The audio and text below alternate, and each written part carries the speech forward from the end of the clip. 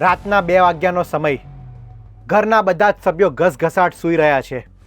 એસી ચાલુ છે, ઠંડી હવા આવી રહી છે, પણ અચાનક જ ધડામ મોટો વિસ્ફોટ થાય છે અને જોતજોતામાં આગના ગોટે ગોટા સમગ્ર રૂમમાં પ્રસરી જાય છે. એસીમાં આગની ઘટના બને છે.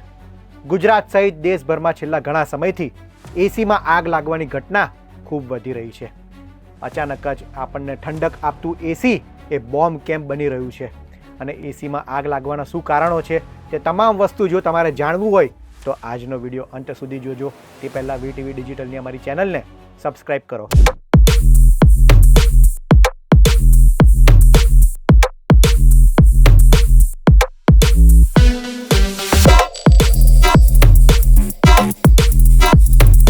ઉનાળાની ગરમીમાં એસી હવે જરૂરિયાત બની ગયું છે. ભારતમાં કરોડો લોકોના ઘરે એસી આવી ગયા છે, પરંતુ છેલ્લા ઘણા સમયથી એસીમાં બ્લાસ્ટ થવાની અને આગ લાગવાની ઘટનાઓ વધી રહી છે. તાજેતરમાં જ પાટણમાં એસી બ્લાસ્ટ થતાં મહિલા પોલીસ કર્મીનો જીવ ગયો. મહિલા સૂતા હતા અને અચાનક જ આગની ચપેટમાં આવતા ઘટના સ્થળે જ મોત નીપજ્યું. દિલ્હીમાં પણ થોડા સમય પહેલા આ પ્રકારની ઘટના બની હતી. એસીના ઇન્ડોર યુનિટમાં બ્લાસ્ટ થતાં રિટાયર આઈએએસ અધિકારીનું મોત નીપજ્યું. ત્યારે સવાલ એ છે કે આપણને ઠંડક આપતા એસીમાં બ્લાસ્ટની ઘટના કેવી રીતના બને છે? તો પહેલું છે ઓવરહીટિંગ. જ્યારે એસીના ફિલ્ટર, કોમ્પ્રેસર અથવા કોઇલમાં ધૂળ જામી જાય છે ત્યારે મશીનના કમ્પ્રેસર પર વધુ લોડ આવે છે. પરિણામે કમ્પ્રેસર ખૂબ ગરમ થઈ જાય છે અને કેટલાક સંજોગોમાં આગની ઘટના બને છે. બીજું છે ખરાબ વાયરિંગ. કેટલાક ઘરોમાં વાયરિંગ ખૂબ જૂના હોય છે, પરંતુ એસી નવા અને વધુ લોડના લગાડી દેવામાં આવે છે, જેના કારણે કેટલાક સંજોગોમાં શોર્ટ સર્કિટની ઘટના બને છે અને આ ઘટના આગમાં પણ પરિવર્તિત થઈ શકે છે.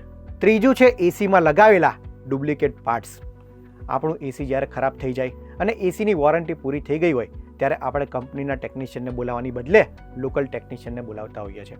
આપણે વિચારીએ કે કંપનીનો ટેકનિશિયન આવશે તો ચાર્જ વધારે થશે.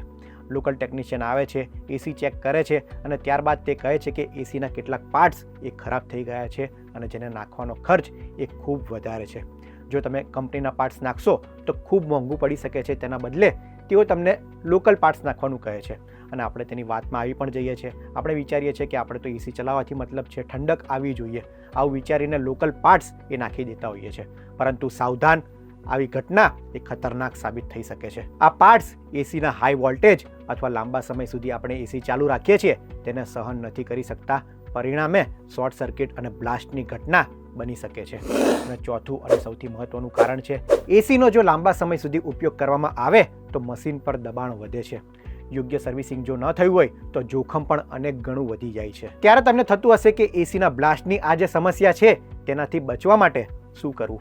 તો સૌથી મહત્વનું છે કે વર્ષમાં ઓછામાં ઓછી 2 વખત એસીની સર્વિસ કરાવો. ફિલ્ટર અને કોઇલ નિયમિત સાફ રાખો. કંપનીએ સજેસ્ટ કરેલા વાયરિંગ અને એમસીબીનો જ ઉપયોગ કરવાનો આગ્રહ રાખો. અને સૌથી મહત્વનું, જો એસીમાંથી બળવાની સ્મેલ આવે, અલગ પ્રકારનો અવાજ આવે અથવા સ્પાર્કિંગ થાય તો તરત જ એસી બંધ કરો અને ટેકનિશિયનનો સંપર્ક કરો. આપણી એક નાની બેદરકારી મોટો અકસ્માત સર્જી શકે છે. એસી આપણને ગરમીથી તો બચાવે છે, પરંતુ જો યોગ્ય કાળજી રાખવામાં ન આવે તો જીવલેણ સાબિત થઈ શકે છે.